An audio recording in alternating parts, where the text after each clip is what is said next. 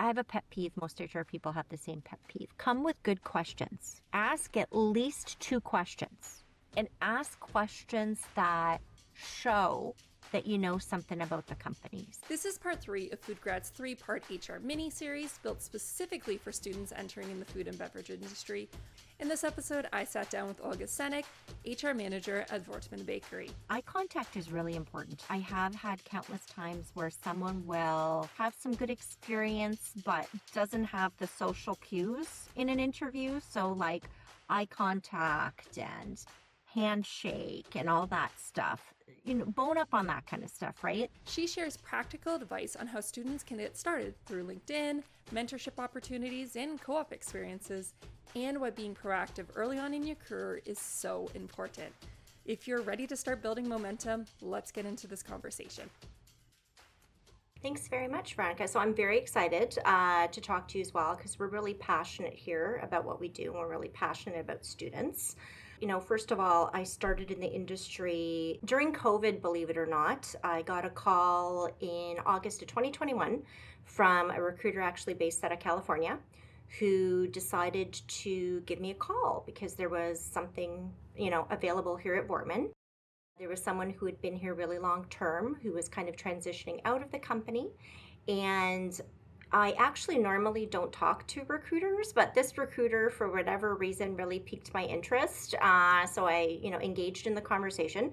My husband was already working in food, and we had probably had a discussion a couple weeks before that, like, hey, if the world changes and we're in COVID and stuff happens, like food is pretty solid. Stick with food. So I kind of thought, okay, I'll give it a try. So basically, I started here in September of 2021. When I first started working for the company, we were owned by a company called Hostess Brands. And it was fantastic because I really got the opportunity to kind of make my mark in HR. And I got to learn a lot about food. I do have a sweet tooth, so I thought working in this environment, around cookies and wafers would kind of quell that sweet tooth. Sadly, I'm here to report that is absolutely not the case. We do work with a lot of students, so we do have a lot of students that resumes like across the desk on a daily basis. And we do have a number of students that we've worked with in a co-op capacity. So we actually have a student right now that's in an engineering program that's working for us that started in a co-op, and then we actually took her on as she's finishing her studies. I think the greatest piece of advice I can give students is, food is ever changing and you need a sense of urgency to work in food. And if you're, in food, want to get into food, don't have any experience in food, there are a number of things that I as an HR professional would absolutely look for. So, people that have been involved in clubs and have clubs on their resume shows a passion for something, right? People who have had retail careers. So I started my career in retail many years ago. And there's things in retail that you'll learn that you can adapt to any environment you're in, right? Like how to deal with difficult people, how to communicate effectively, how to get your point across. So students that have those things, definitely I look for. I also would recommend that students connect with people. So it's interesting. So I have a 21-year-old and a 24-year-old, and I forced them both to do a LinkedIn account. Nice one. Yeah, it's very interesting because one of my kids is in sales and marketing, and for school she had to do an account, right? So I would really encourage any student who's looking for a job in food, if they do not have an active LinkedIn account, get out there, get an active LinkedIn account. They're in a catch-22, right? Because they're graduating programs, they want to get in, but how do you get in without the experience? So I'm going to recommend something a little out there, like start following companies that you want to work for. Start following leaders at those organizations. I've been a mentor to people in HR. I would actually suggest, like some of these food students, guess what? Find someone that you think you would really want to mentor you. And I know this is going to sound crazy, but you know what? Connect with them on LinkedIn, start some rapport, and then ask. Like the worst thing they can say is no. But often people that are in this industry are really passionate about helping people get into the industry. So that would be my recommendation, to be honest with you. I know it might seem very straightforward to a lot of people, but that's what I would do. I know too that, you might want, like, let's say you know, you have a food degree in quality and you want to get into quality, but there are no quality jobs at a company. Um, I would even recommend for some people in the right circumstances taking a job to get your foot in the door at the company you really want to work at. So we've had examples here of I have somebody actually on my quality team that started as an hourly unionized employee in quality, and we always post internally. We walk the floor all the time. We get to know people. And this person had verbalized that he really wanted to kind of move up within the company, and we had a position available because someone decided to go off and do something completely different. And this team member happened to be the person. Like, we posted internally first, Hmm. we guaranteed an interview to everybody internally, and this team member happened to be the person that got it, which was pretty amazing to me. So there are definitely opportunities. I know it might seem difficult, it might seem tough, it might seem like no one's willing to listen, but if you're getting yourself out there, if you're trying to be active on LinkedIn, connecting with the right people, even back in my day, I'm really going to date myself. I've been in HR since 1997. Even then, I remember, people saying to me, it's not what you know, it's who you know. It absolutely is what you know, but it's kind of timing and circumstance and connection and knowledge sometimes, right? And whatever that equation looks like. Um, that's kind of, a Coles Notes version of Okay. what I'd say to like a food student trying to get into food, right? Yeah, there's so many different things that we can unpack with that, and I think I'm gonna come back to it later, but I do want to set the stage a little bit to talk about where you work. You did mention a little bit earlier about that, but I'd love to go into a little bit more detail. So talk about, like, are you a medium-sized company, a small company? Do you have one facility, two? Just to kind of paint a picture of where you work. Sure, absolutely. So I'm very fortunate. I work in Voortman Bakery. So I work in the physical bakery in Burlington, Ontario. The company will be celebrating, so Voortman Bakery will be celebrating 75 years this year, which is amazing. So we got some things on the go that's kind of, secretive right now, but we're going to have some fun stuff happening this year. The bakery was originally started by a gentleman, his last name was Voortman. So Harry Voortman and his brother kind of co-founded the bakery. And then Mr. Voortman transitioned out of the bakery, sold it to a company called Swander Pace. Swander Pace sold it to a company called, you might have heard of them, Hostess Brands. Hostess Brands sold it to a Yep. company you might have heard of, J.M. Smucker. J.M. Smucker sold it to a company known as Second Nature Brands. So we are the only Canadian business under the Second Nature Brands umbrella. Fantastic team, wonderful group of people to work for. Physically in my bakery, I'm at about 300 people for headcount. We have been unionized. So, fun fact, Mr. Vortman actually brought a union in 1971, Okay. um, which is not unusual. This is actually the second company I've worked for with a Dutch heritage that the original owner was very devout and thought it was a good idea to give employees a voice. And originally it was like the Christian Labor Union that was in the bakery. So we have a really good rapport and relationship with them. We're just coming off a 5-year contract, so I get to negotiate this spring, which is super exciting. Longest serving employee is 52 years. So I have two people that celebrated 52 years with the company on the hourly side. I'm going to say on the salaried side, I'm probably 39 years as the longest serving person. So a Wow. lot of amazing tenure in this building. We make cookies and wafers. So we actually have the number one sugar-free wafer in North America. 80% of our product actually is sold in the US. And it's a really fun place to work in the day to day. Like, people are awesome. We have a sense of humor. Um, and we all get along. Like, honestly, it's, we joke around. I think that in food, if you don't have a sense of humor, it's going to be difficult for you. Like, Mm-hmm. you need For to be sure. able to laugh at stuff, right? Honestly, great bunch of people, very cohesive group. Worked through COVID, didn't miss a beat, which is fantastic. You know, I remember coming into the building when I first started working here, and literally it was like being in an airport because we would walk into a door, and obviously, because I'm in food, everything's super secure. You got to swipe in Mm-hmm. everywhere, but you swipe in the door to get in the morning. You were walking into this room, And I honestly felt like I was at Pearson International Airport. It did like a heat map of your body. And it either gave you a beep to like you could enter the building or you couldn't enter the Really? building. And yeah, it was such an amazing team here. We really didn't miss a beat during COVID. And we continue every day is a new adventure, right? So we do cookies, we do turnovers. So our turnovers are like a soft baked cookie with jam in the middle. And they're honestly a taste sensation. And I've had to tell my supervisors they're not allowed to. So normally what they do is they will come and give you some off the line that's really warm. Oh, But I would eat them like peanuts, so they know do not come to Olga with the hot turnovers off the line. oh my Um, gosh. so that's kind of us in a really big nutshell. Super long tenure. We've been in the physical building we're in now since like the early 70s. And, I actually have at the back of the building, we actually have a bunch of bays. We have a warehouse area. So basically, from start to finish, everything's made here and shipped out of here. And it's an amazing team, honestly.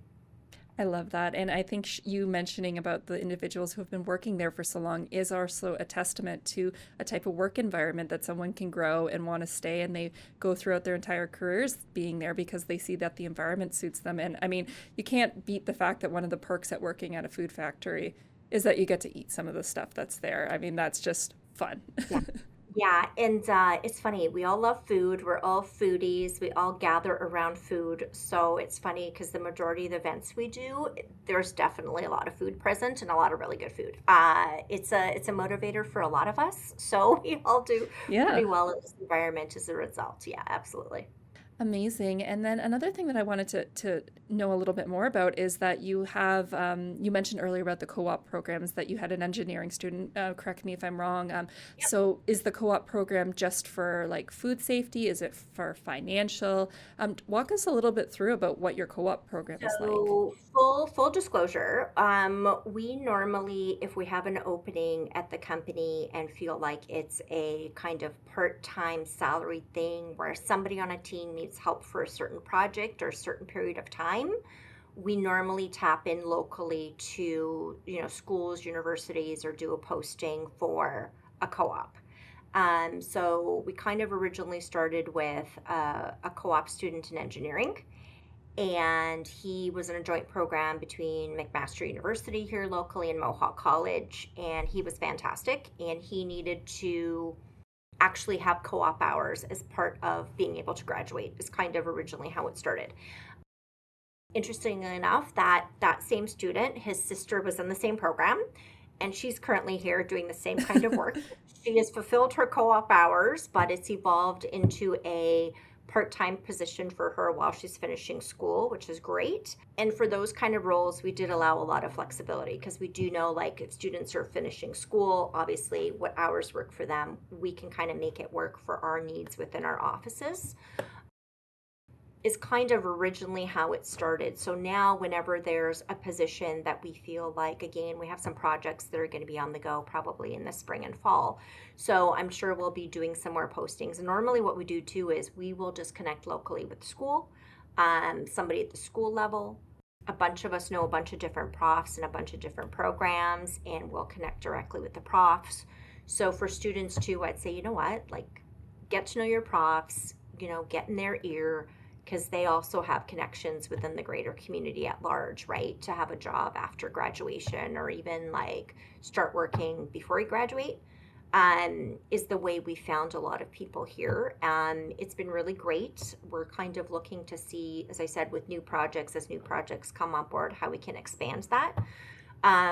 We also are very fortunate here in that we have a weekend crew that comes in and does sanitation for us. Like we have a sanitation crew obviously throughout the week, but we're super fortunate where we have a weekend sanitation crew, which are mainly like college and university level students, which is a little unusual because most unionized companies can't do that, but our union does allow us to do that, which is great. And it's kind of really nice because it can potentially be a place where, team members come in, they start doing that kind of work, they get a feel for what it is we do.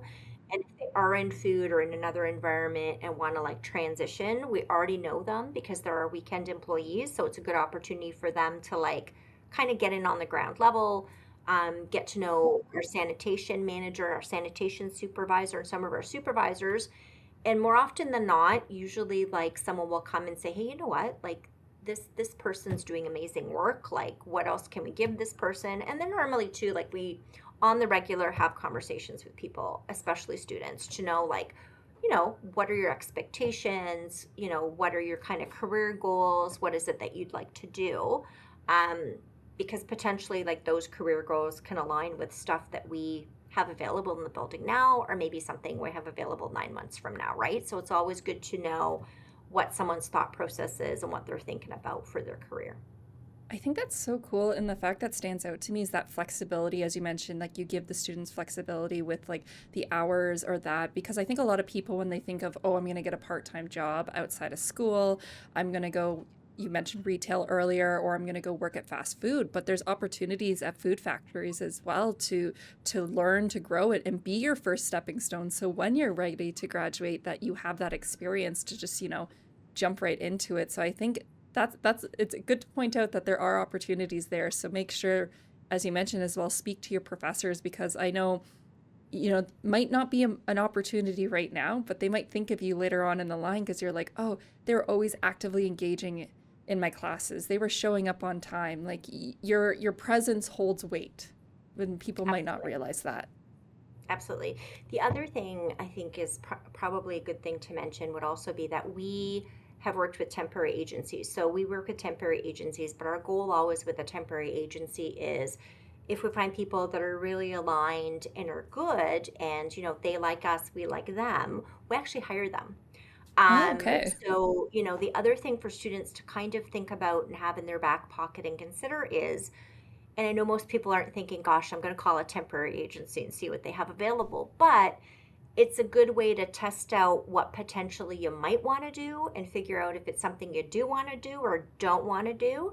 And again, it's an opportunity to like get in on the ground floor, have a presence there, get to know people, get them to know you, and kind of communicate like, hey, you know what, I'm a student, I'm doing this on the part time, but if this became something full time perm or part time occasional or whatever, I'd be really interested, is probably a good thing to consider as well.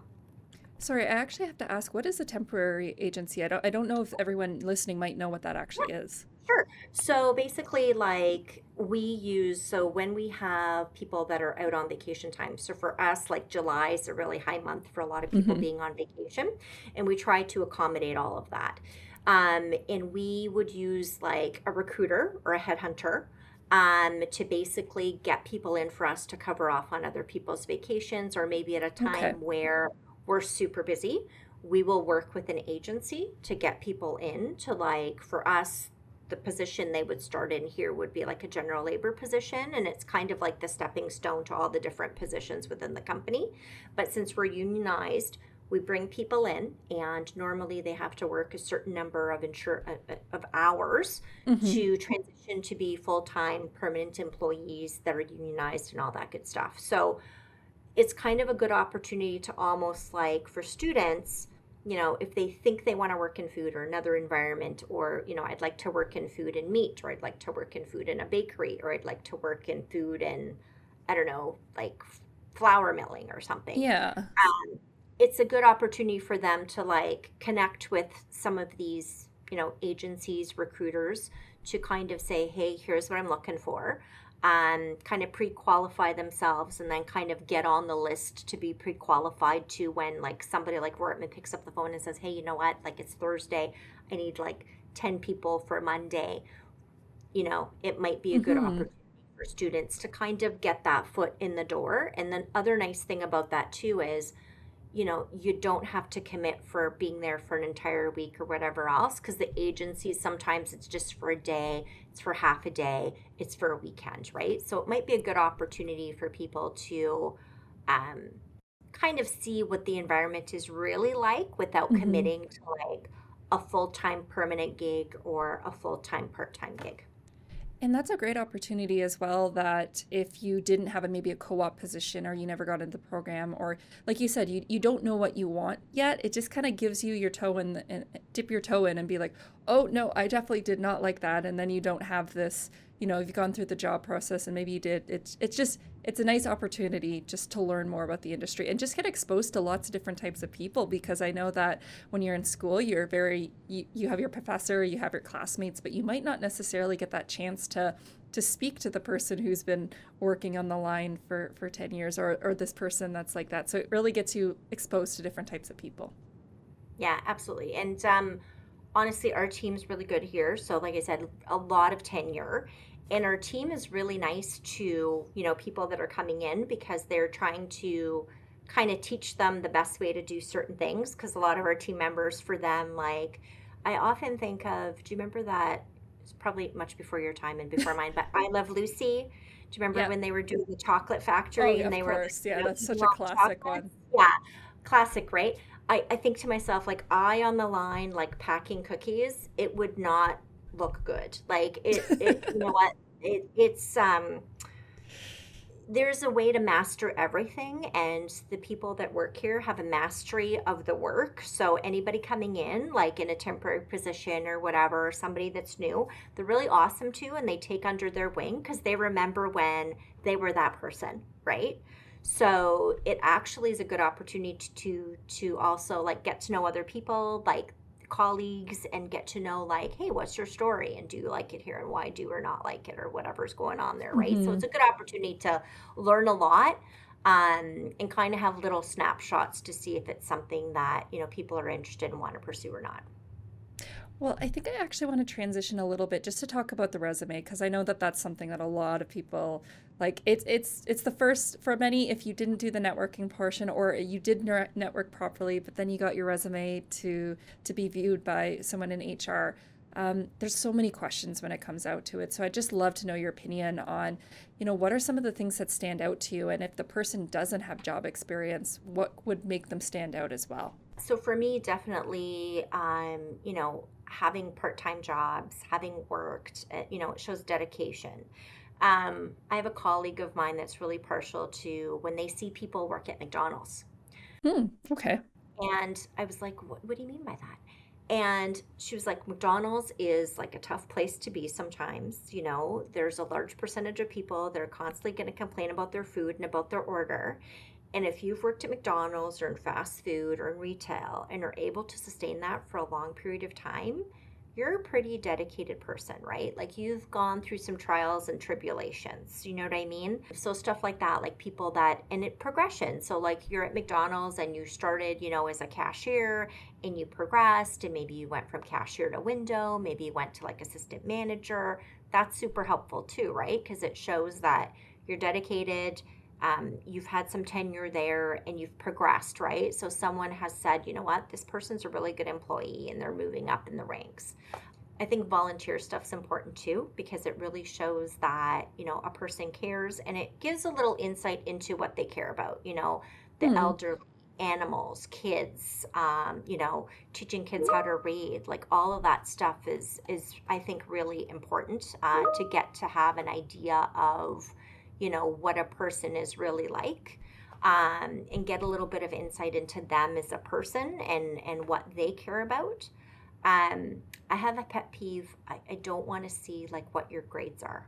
Don't put that on a resume. Don't want to know. Interesting. Don't want to Okay. know. I'll be honest with you. I feel like if you've graduated the program, you've graduated the program. Someone who has a 4.0 compared to something lower, listen, they both finished the same program. It's all the same to me. Do you know what I mean? So for me, for whatever reason, I'm not a fan of putting grades on a resume. It actually distracts me, to be honest with you. Um, I know there's some HR professionals that are like, keep it to one page. I'm going to be honest with you, my resume's never been one page. I will read the entire resume. So that really doesn't matter to me, but be concise, right? So if you are, and I totally get it now, it's challenging out there, right? So people are trying to gear their resume to like different kinds of jobs, right? So they're trying to gear it to food, they're maybe trying to gear it to like warehousing and all these other things. If you're doing that, absolutely very good to have like your little statement on the top, what, how you're trying to get in, what you're passionate about, all that good stuff. But make sure that it is the correct one for the job you're applying to, right? Because a lot of times now we're just like overwhelmed. We're just like click, click, click, click, click, and we're not putting the right resume attached to the right job. So just making sure of that. I also, it's often nice for someone to have done the research to know, like, to look me up, to know what my name is, to know what the proper spelling of my name is. I absolutely do read, absolutely, every single cover letter. I do read them all. And I know people are like, oh, AI's looking at it. No. So here, our team actually reads everything, right? The great thing about, I'm Canadian, being in Ontario now is that if a company is using AI in Ontario here, we have to tell people that we are doing so, which I think is fantastic for people to know. Because I feel like, I know the world is moving towards AI. Absolutely. I do use it on occasion for certain things in HR, for sure. Absolutely. But we read everything. So I personally, like any posting that we do, I'm reading through it, or one of my colleagues in HR is literally reading through it. And most likely, if it's a salaried role, I'm absolutely the one reading everything. So, um, and I know too, it's tough for people, right? Like they get discouraged. But if you're sending out hundreds of resumes, there's something bigger about it that no one's calling, right? So do a little bit of a deeper dive on your resume. Obviously, spelling mistakes, punctuation, a big deal. And obviously, if your resume, you can absolutely put your resume through AI to, like, sharpen it Run a up a little check. bit. Absolutely. But then make sure that you're doing a double check of what AI said too, right? Mm-hmm. Those would be kind of my kind of top points for a resume. Okay, well, those are a lot of good points, and there's so many like things again you could unpack in terms of that, and it's nice to know, honestly, just to hear that people are reading it. We take the time to write out those resumes, we take the time to write out the cover letters because we are expecting someone to read it. So to know that someone is it's so interesting to hear about the grades. I know that we put so much pressure on ourselves to get the best grades, and you put in the much time and you do all these things, and maybe it just was that test was at the wrong day, and if you had taken it the next day or if you'd taken it next week, you would have been a little bit some we have lives that are outside, so it's good to know that employers are looking at you as a whole person and you're not just a grade. Like your volunteer work, if you're going to be well suited for the company, your working at McDonald's was like it taught you so many skills. Like it's nice to see that you're looking at the whole person and you're not just like focusing hyper thing on this one trait of somebody. Yeah, and sometimes people say to me like, "Oh, I don't have the 3 to 5 years. I shouldn't apply for this." Um, I would encourage people to apply. Um, because there sometimes is like a correlation between other things and job fit and location and availability and other stuff Mm, that, you might be considered. So don't say to yourself like, oh no, I don't have 3 to 5 years, can't do it. Apply anyway, because there are instances like I've hired people, I know of people, like, apply anyway. Like I said, I think the key thing is to get to know that company really well, follow that company, like I said previously, connect with someone at the company, like get a mentor at that company. 9 times out of 10, people are quite nice. And I know that's kind of surprising, but I've had people that in my career, like I've mentored, that wanted to get into HR. So I actually have a couple mentees that I currently mentor. I feel like people in the industry should play it forward and should try to help people. So I would encourage, if you're like an engineer, engineering, want to get into food, like get a mentor that's an engineer in food, right? People are quite kind, and if they don't have the bandwidth, the time, or whatever else, like I would, approach it from the perspective of, if there's anybody you know of that would be interested in doing this, or any of your colleagues, or any of your connections, please keep me in mind. And you'd be surprised, like you'd honestly be surprised at how many times people would be like, you know what, yeah, I'm going to help someone out because someone helped me out once and I want to play it forward in my profession or in my field or in food, right? hmm Well, when it comes to mentor, because I feel like that could mean like, what is mentor? Like, do you just like message a person and be like, I would like you to mentor me to be, we were talking about an engineer, so I'll just say that. Like, I Yeah. want can you mentor me in engineering? Like, how do you, like, how do you start that relationship, and like how do you know what to get mentored on? Like, it sounds like a black box, to be honest, to me. Totally get it. So I can only speak of my own experience in HR. So I was never mentored by anybody in HR. But I've kind of over the years had people who I've worked with in HR that have either been on my team, that have directly reported to me, or been colleagues of mine in HR. So we're like on the same level and report up to another Okay. manager, right? And I've had people say, like, Olga, I really liked what you did here, what you did there. Like, a lot of times people reach out to me for, in particular, company culture, because something I'm really passionate about, right? Um, and normally what happens is it's people that want to get into HR, or to kind of entry level of HR, want to know how to progress within HR, want to get an idea of what it is, you do in the day to day, want to maybe, if it's a person like right now, I have somebody who's off on a mat leave. I have a new team member that came on board, and the new team member I hired actually was really pleasantly surprised that she got hired because she actually has no union background. And so we're working together on the union stuff because I feel like you can adapt to a unionized environment. It's not a big deal. You just got to learn the collective agreement. You kind of got to learn certain processes, but the core stuff of an HR person is still the core stuff of an HR person, regardless of the environment, or unionized or non-unionized, right? So right now, I always say to my team, like, what is something that you want to get more of in your job? Because I'm really lucky here where truly I'm an HR generalist. So truly I touch everything in a day, right? And I have the ability to be able to have my team focus more on something that they don't have exposure to, or are passionate about and want to learn more about, right? Hmm. So I have that ability to say, hey, what do you want to learn more about? And my colleague Rebecca, who currently went on mat leave, she wanted more exposure to the unionized stuff, right? So I was like, okay, guess what? You and me, every single labor relations meeting, we're in it together, right? So she would come in the meetings, she would shadow, she would learn, and then I'd be like, okay, so guess what? You're going to rate this up. You're going to do this. You're going to do that. So, we need to formulate a response to this. I want you to formulate a response to this. So it's twofold. It's kind of helping you in your own career, and it's a lot of question and answer too, right? So it's a lot of like, hey, like, tell me how you got into this. How would you do this? How would you do that? And then for the people I work with in the day to day, it's like, okay, so you want more exposure to this, you're going to sit in on some stuff, and then I'm going to say, okay, I'm going to assign something to you and do this, and let's go over it when you've done it, and let's figure it out, right? Hmm. Someone outside of here, if I'm mentoring, it's more about a lot of what we're talking about. It's like, Olga, how do I get into here? How do I do this? How do I? I had a friend, well, now a friend, but I had a team member that used to report to me, and she was fantastic, and she didn't realize her own ability. And a lot of people second guess themselves, right? And a lot of people are Yeah. like, I'm going to stay pigeonholed as like an HR generalist, and I'm not going to do this, and I'm not going to do that.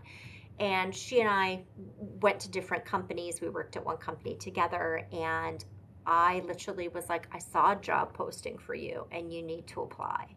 And she loves reading, she loves books. It was for a library as an HR person. And she was like, no way, you're crazy. And I'm like, no, you have Really? the skills, you have the abilities, you got to apply for this gig. And she did, and she got the job. And she always says to me, she's like, you know what? It was your encouragement that got me there, because she, in her mind, for whatever reason, thought that she couldn't be an HR manager. And I'm like, you don't get it. I'm like, when we were working together and you were an HR generalist, you're doing HR manager stuff all the time. You just didn't like have the epiphany to realize it. Like, you're truly Yeah. capable, right? So it's kind of different things for different people, depending on, if it's someone who's a work colleague, if it's someone who directly reports to you, if it's someone that just like reaches out to you and says, hey, listen, I need some help here. And sometimes it's just like, have a coffee and ask me some questions. Like, what do you need to know? How can I help you? Um, because a lot of times, a lot of us have gone through stuff that we kind of, at the time we're like, how are we going to get through this in HR? How are we going to make this work? And then it's like, you figured it out, you did it. So you can sometimes impart some of that to somebody else to help them through something, right? Like, Mm-hmm. or people reach out and say, hey, I have this kind of scenario. What are your thoughts? And it's kind of like just chatting through it, right? Just chatting Right. through it, offering advice. And sometimes just with HR people in particular, just having a safe space and a sounding board, right? To keep things confidential sometimes as Mm-hmm. well. So it could be many things to many people. I guess yeah, but it goes to show that having someone in your corner to encourage you and see what you don't see or see your potential, because most times when you have a mentor, they have more experience in the area, so then they could be like, hey, I could see you doing this, or I see myself in you, and you could be this, or maybe because of my experience, you're maybe not suited for this, but you should definitely go check out on that. And it's so rewarding to have see somebody see something in you and then be able to grow into that and get that mentoring. And there's so many different types of mentors. Like you can have work mentors, or you can have somebody who's not in your work area, but they can help you with leadership. But it's just, there's so many different potentials. And I think it's such a good piece of advice. And you don't need to have a job to do it. Like you can go, you mentioned volunteering earlier. Maybe there's a mentor that you can get through volunteering, and then they can help point out something you need to grow in, and through that growth now you're ready to apply for that job, or now you have that experience. There's just it's I've had many mentors in my own life, and I don't think even the podcast wouldn't be here if it wasn't for them, like, encouraging me on. So definitely agree with you. Mentorship is not talked about enough, I think. Yeah, and it's not a one size fits all solution for everybody. Like people can make it what they need it to be in a lot of ways, right? So, and I'm glad, Veronica, that you're doing this, because I think this is awesome work that you're doing. So kudos Thank to you. you, and Thank whoever you. was like, Veronica, you're born to do this, you need to do this. Kudos. Thank you. It's so funny when people say something to you and you're like, I'm not like that. Like I wouldn't be well suited, and then you end up falling into, like, you work at it, and then you're like, oh, maybe I did have it in me. Like it's even in like, honestly, sometimes, like, your parents could, they're obviously your first mentors, but parents can also be very useful. I mean, they work too. Oh, absolutely. Yeah, absolutely. It's funny because my husband also works in food. Full disclosure, he works at another organization. He's a maintenance guy, and we have two lovely daughters. One is soon to be 24, and one is 21. And sometimes I come home and they're like, oh, my one kid's been working at a part-time job for like 6 years, right? It's been a long time. And she's like, okay, Mom, I want to try something else, right? And then she asks me questions sometimes. I'm like, do you not know what I do for a living every day? Like, I look at people's resumes. Have we not had this discussion before? So it's kind of funny, but anyway. Well, I do want to talk a little bit more about. So we've talked about resumes. We've talked about resumes. We've talked about mentorship, but we haven't talked too much about that interview stage. And if someone's successful, they get to that interview stage. That's like the next step to getting hired. And I'd love to get a little bit of your advice on, like, how can you succeed in an interview? I know that's a very broad question, but what are some of the green flags for when you interview someone that you like to see in Sure, students? sure. Over the last few years with, like, everybody doing this and doing Mm-hmm. this, eye contact is really important. I have had countless times where someone will, have the knowledge, have some good experience, but doesn't have the social cues in an interview. So, like, eye contact and handshake and all that stuff. Bone up on that kind of stuff, Mm-hmm. right? Like, I know it's difficult to, maintain eye contact throughout. I totally get that, but you do have to have moments of eye contact. So that's super important. Being able to follow directions. So if you're going for an interview at a food facility, you know what?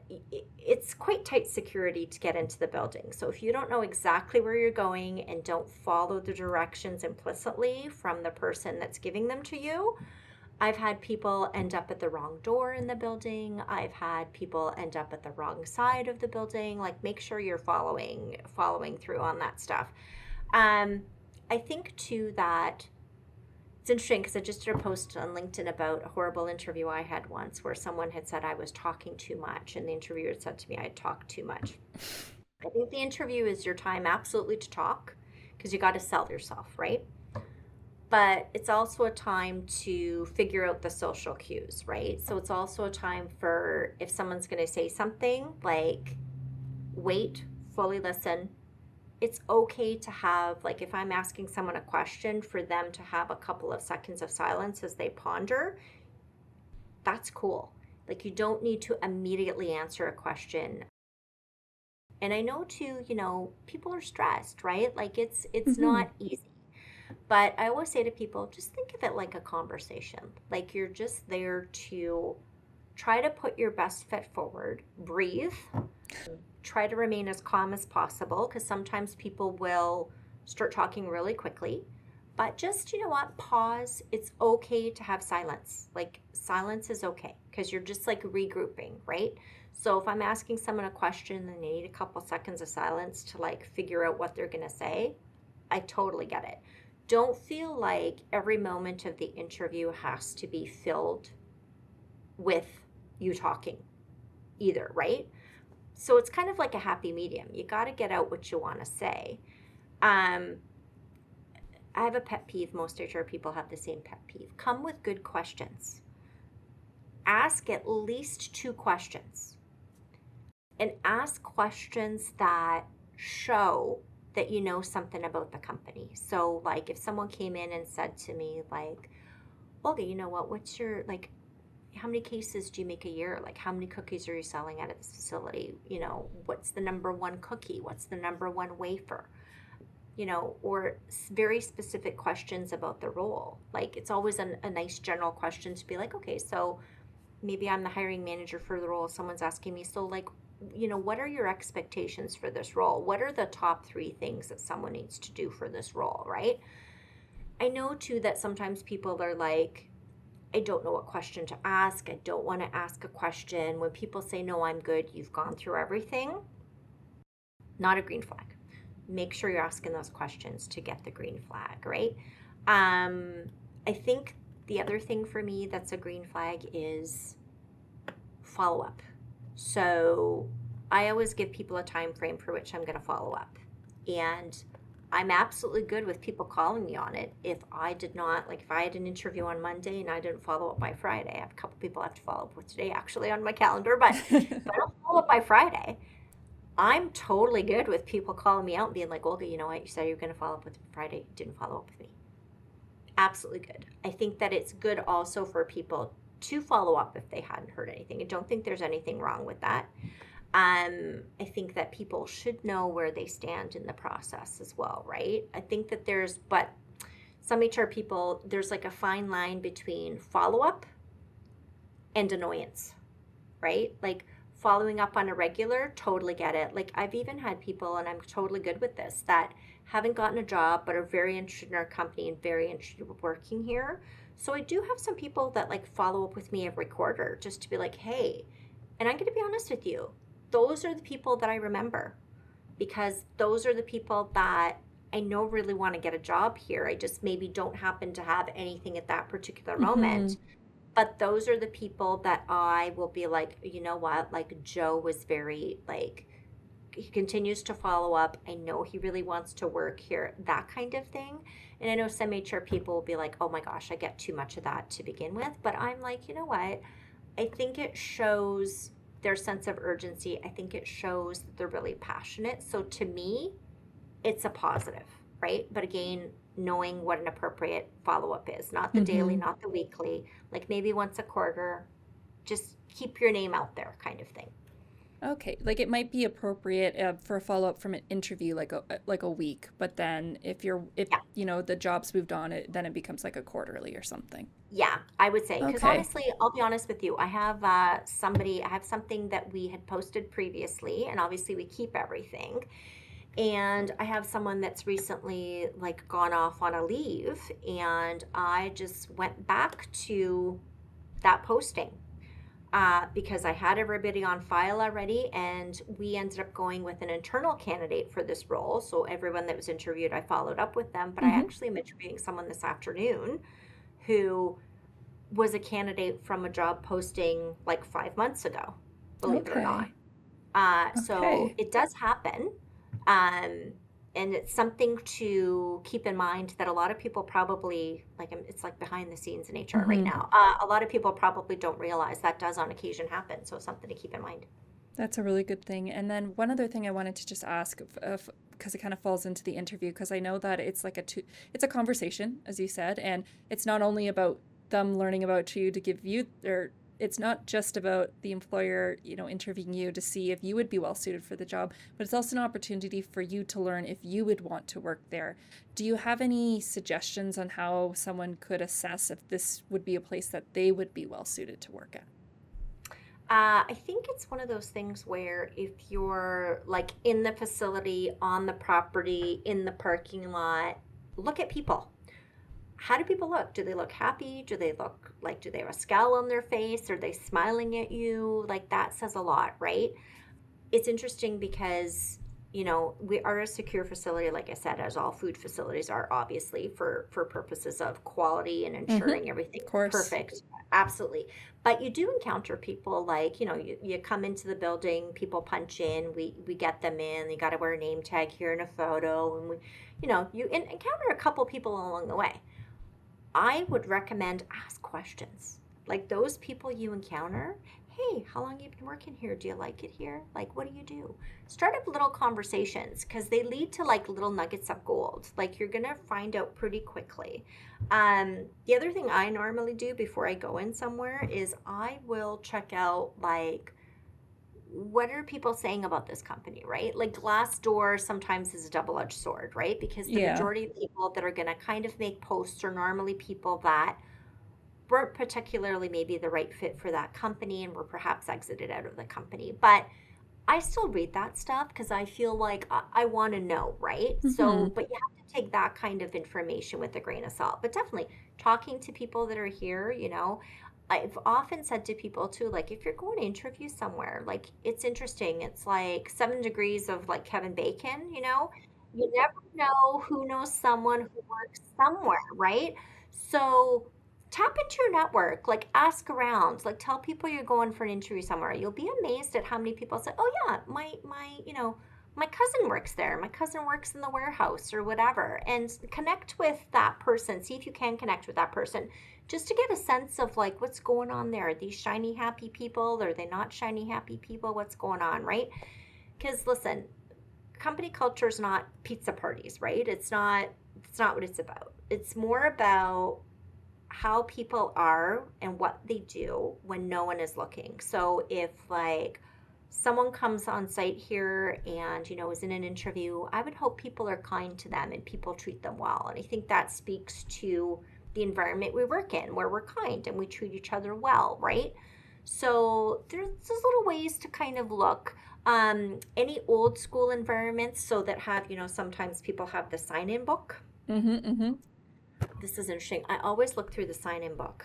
So we don't have one of those. We have an iPad. But any environment you're going into where you have to do a sign-in, and I know this is going to sound really weird. It's kind of a salesperson move, actually. I'm really divulging a lot of HR secrets here. But HR people, we look through the book because we want to know who is there, who our competition is for the interview. Because literally they have to Okay. sign in. Yeah. So Yeah. anyways, I'm giving away so many things here. I know. I don't know if it'll make it through the full edit. Oh boy, we'll see. So many things to think about. It's hard applying for jobs. It can be discouraging, but I think this conversation goes to show that there's so many different ways to get a job, I guess you could say, or strategies, opportunities, and I think that's so important to be able to share. And I guess I just want to leave the conversation with a piece of advice, if you could. Do you have any pieces of advice for students that are looking to go into the food and beverage industry? Like one final piece of advice before I let you go today. Sure.